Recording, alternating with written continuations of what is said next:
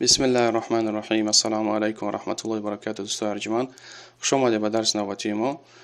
و پیش از آنی که از روی کتاب خواندن دوام بتیم، دوست داشتم که بعضی از نازکی های نحوی را برای شما عادی کده ساده کده بیان کنم، به خاطری که هر قدر پیش می رویم همون قدر مؤلف در کتابش بسیارتر قاعده نحوی را ذکر میکنه و اگر ما را نفهمیم دلگیر میشیم. وقتی که دلگیر شدیم درس خواندن دیگه نمیخوایم و من نمیخوام که انسان تو دانشجو دلگیر شود. میخوام که هر یک معلومات باشه با سادگی و عادی بیان شود که همون معلومات از خود کرده شود و درس های آینده انسان با دلی خوش، با توجه، با رغبت، با شوق بدروید. از همون خاطر موضوع امروزه ما اعراب و نوعهای اعراب. خب معنای اعراب چیه؟ اگر شما را سوال کنن که معنای اعراب چیه، در جواب میگم معنای اعراب، معنای لغویش یعنی اظهار، ظاهر کردن چیزی. عرب ها میگن اعربت عما فی نفسک، اعراب کردی آن چیزی که در نفست بود، یعنی ظاهر کردی آن چیزی که در نفست بود. انسان وقتی که در دل چیزی را پنهان میدونه با زبانش هم را گفت، میگن که اعربت عما فی نفسک، یعنی ظاهر کردی آن چیزی که در دلت بود. اما خیلی دیگه در کلمه ها وقتی ما میگیم اعراب کن همین کلمه را، یعنی ظاهر کن حکمی نحویشه در کدوم حالت قرار گرفتگی، در حالت رفع، در حالت نصب، در حالت جر، همین را میگن اعراب، ظاهر کردنی حکم نحویش. خب همین اعراب از 4 قسم عبارت است و هر یک قسمش نام خچه داره. یکم رفع، دویم نصب، سوم جر، چهارم جزم. همین 4 قسمی اعراب است. همین جزم 4م قسمش ما امروز نمیگیریم، برای که جزم خاصه فعله. جزم خاصه فعل که است، من در درس‌های صرف ان شاء الله در آینده میگذارم. موضوع امروز ما فقط همین 3 قسمی اول شه: رفع، نصب و جر. خب معنای رفع چیه؟ با زبان تاجیکی عادی بگیریم، معنای رفع تغییرات مخصوص در آخر کلمه، علامت او ضمه یا اون چیزی که ضمه را عوض میکند میباشد. یک بار دیگه میخونیم. رفع معناش چیه؟ تغییرات مخصوص در آخر کلمه، علامت او ضمه یا اون چیزی که ضمه را عوض میکند میباشد. برای مثال میگیم که عباس تاجر غنی. عباس سوداگری بوی است.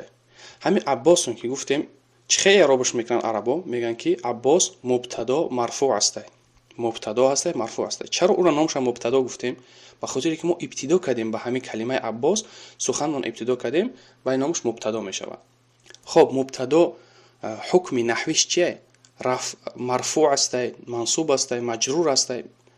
عرب‌ها گفتن که در حالت رفع قرار گرفتگیه، برای اون میگن مبتدا مرفوع. مرفوع یعنی در حالت رفع قرار گرفته شده. همین کلمه عباس در حالت رفع قرار گرفتگیه. معنای رفع چیه؟ تغییرات مخصوص در آخر کلمه.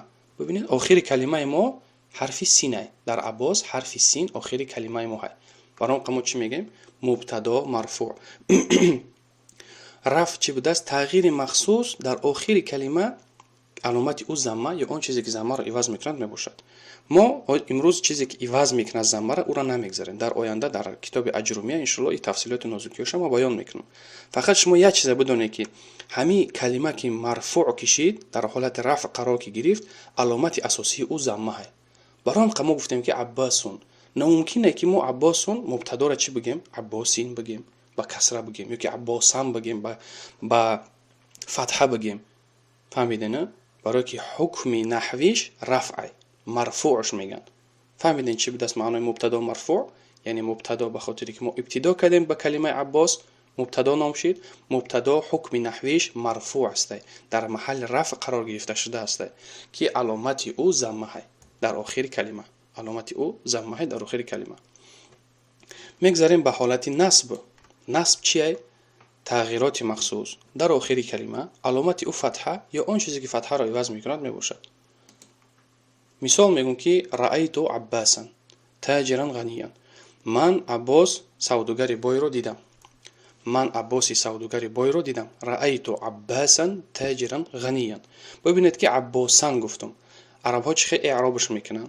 میگن که عباسا مفعول به منصوب. عباس میگه مفعول به منصوب است. چی معنی داره مفعول به؟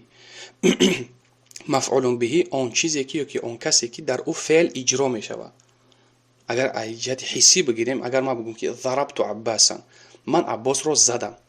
ضربت عباسا تاجرا غنیا، مثلا من عباسی سوداگر بوی زدم.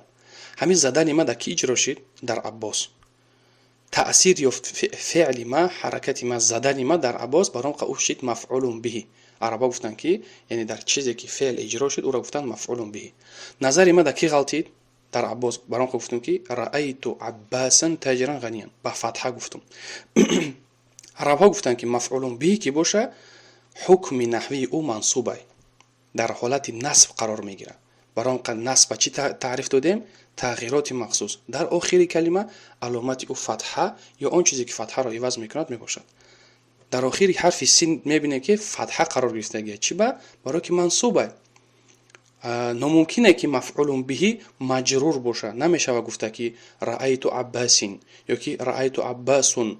чаро? барое ки мафъулун биҳи феъли мо иҷро шид дар Аббос, ӯ мафъулун биҳи мешавад. модоме ки мафъулун биҳи кишид, ҳатман то рӯзи қиёмата ҳукми наҳвии ӯ мансуб мешавад.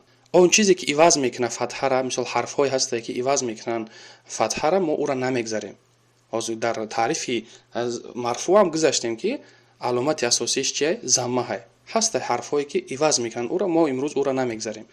фақат ҳам қашан медонем ки рафъ ё ки марфуъ вақте гуфтем калимара, аломати асосии ӯ фатҳае. мисоли сеюм ҷар. ҳол бигем қисми сеюм, қисми сеюми эъроб, ин ҷар ҳастае. чӣ маъно дорад ҷар? тағйироти махсус. дар охири калима аломати ӯ касра ё он чизе касраро иваз мекунад мебошад. ба монанди салламту ала Аббасин таҷирин ғаниин. ман ба Аббос, савдогари бой, салом додам. ала гуфта будем ки ҳарфи ҷарай. Аббасин исми маҷрур. исми маҷрур яъне ҷар қарор, дар ҳолати ҷар қарор гирифта шуда. дар ҳолати ҷар қарор гирифта ки боша, ҳатман аломати ӯ касра мешавад. баром хада таъриф гуфтагия ки тағйироти махсус дар охири калима аломати ӯ касра ё он чизе касраро иваз мекунад мебошад. чизе ки иваз мекунад касрая, мо имрӯз намегзарем. ҳар чизе ки ҳар як таъриф дар бинед, он чизе ки иваз мекунад заммаро ё ки он чизе иваз мекунад фатҳаро, дар сеюм он чизе ки иваз мекунад касраро, ман ҳамира намегзарам имрӯз, ба хотире ки маълумот зиёд меша, шумо намефаҳмед. шумо ҳам қаша бидонед ки аломати ҷара асосиш ин касра ҳаст. аломати ҷар асостарин аломаташ ба чӣ баён мешудааст? ба касра. барои мо гуфтем ки салламту ала Аббасин. номумкин аст гуфтем ки салламту ала Аббасан ё ки салламту ала Аббасун. хато мешавад. барои чӣ? барое ки Аббос ҳоз дар ҳолати ҷар қарор гирифтагия. мегӯем ки исми маҷрурай. исми маҷрур. ва ҷар ба чӣ аломат зоҳир мешавад? ба касра. барои мо салламту ала Аббасин таҷирин ғаниин. ҳаминай мавзӯи имрӯзаи мо. аллоҳ баракатон тиҳад. агар ягон чиз нофаҳмо боша, дар коммент бинависед, савол битиҳед, ман иншоалло кӯшиш мекунам боз ҳам оддитар баёнтон кунам. аҳамият додем ки дар ҳар се ҳамин мисолҳо, дар якум мисол Аббасун таҷирун ғаниюн, Аббос марфуъ шид, таҷирун ғаниюн ҳарди ҳамёра марфуъ аст, дар ҳолати рафъ қарор дорад. яъне ғанирам дар ҳолати рафъ, тоҷирам дар ҳолати рафъ. дар дуюм мисол гуфтем ки раъайту Аббасан таҷиран ғаниян, тоҷирам мансуб шид, ғанирам мансуб шуд. дар сеюм мисол салламту ала Аббасин таҷирин ғаниин, таҷирин ғаниин, инёрам ба касра, ҳам тоҷир ҳам ғанӣ ба касра зикр шид. чаро? ира дар дарси оянда иншоалло мо баён мекунам. ҳамин худи ғанӣ ҳозир сифатай. сифатай тоҷир боша хабари мубтадоҳай.